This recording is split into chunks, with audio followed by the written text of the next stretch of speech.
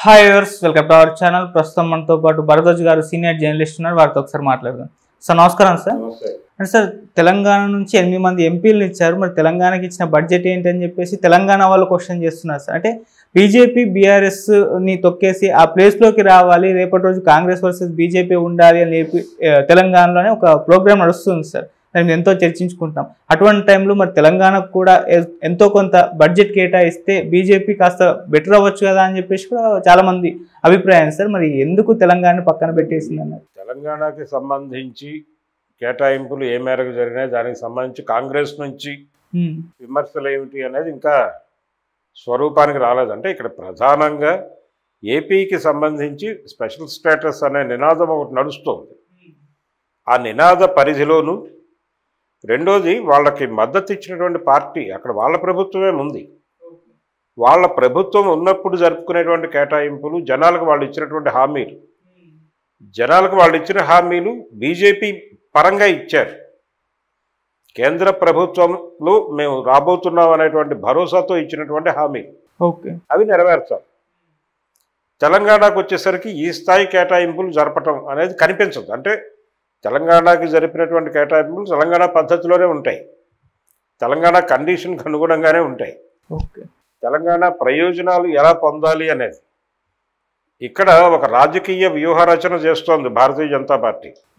ఆ రాజకీయ వ్యూహరచనలో భాగంగా ఇప్పుడు ఆంధ్రప్రదేశ్లో కూటమిలో ఉన్నటువంటి 2 పార్టీలని తిరిగి తెలంగాణకు పట్టుకొచ్చి ఈ అన్ని పార్టీలని సమన్వయం చేసి ఒకే తాటి మీదకు తీసుకొచ్చి కాంగ్రెస్ని ఒంటరిని చేసి కాంగ్రెస్ని అసెంబ్లీ ఎన్నికల్లో ఓడించటము, అలాగే ఆ తర్వాత జరిగేటువంటి పార్లమెంట్ ఎలక్షన్స్లో ఎంపీల సంఖ్య తగ్గించటం, ఈ 2 లక్ష్యాలుగా ఒక పొలిటికల్ ప్రోగ్రాం చేపడతారు.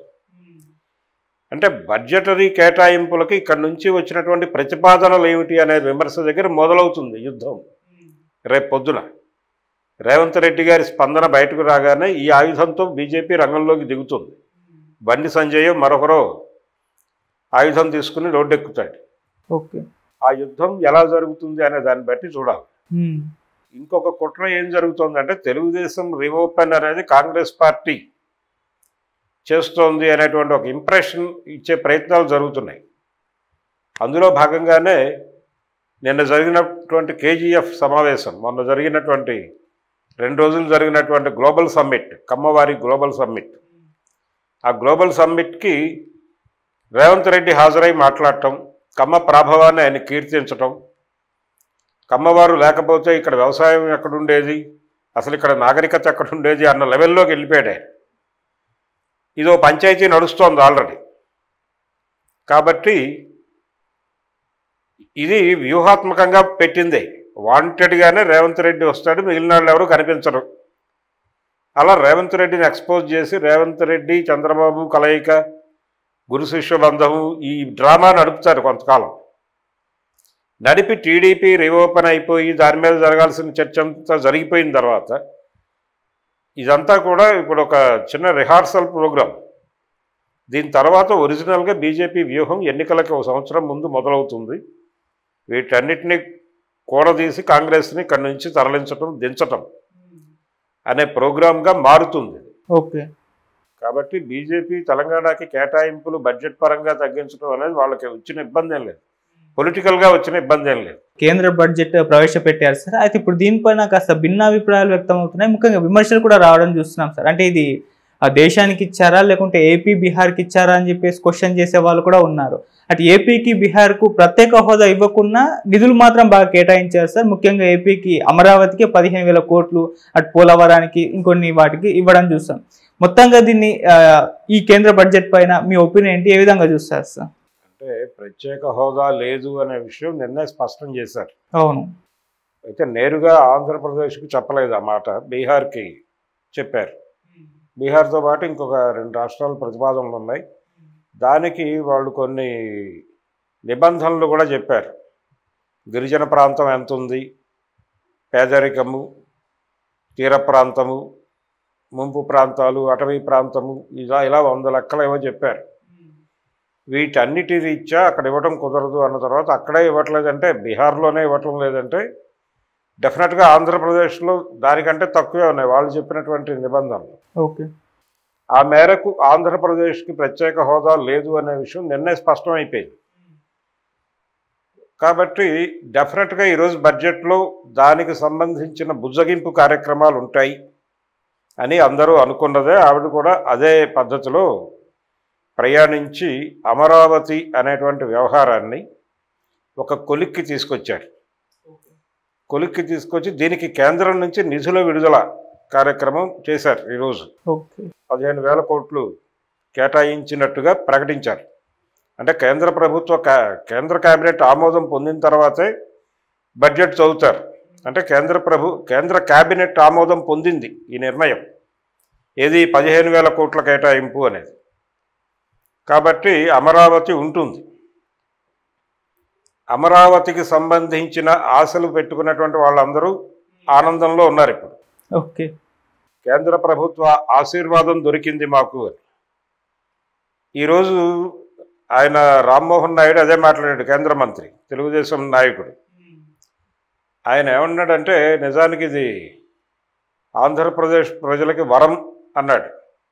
అంటే స్పెషల్ కేటగిరీ లేకపోతే స్పెషల్ స్టేటస్ అనేటువంటి నినాదాన్ని లేకపోతే అలాంటి కోరికని పూర్తిగా పాతరేశారు ఈ బడ్జెట్ ద్వారా. ఇప్పటి వరకు ఉన్నటువంటి స్పెషల్ స్టేటస్ అనేటువంటి నినాదము ఆలోచన వీటికి పాతరేశారు.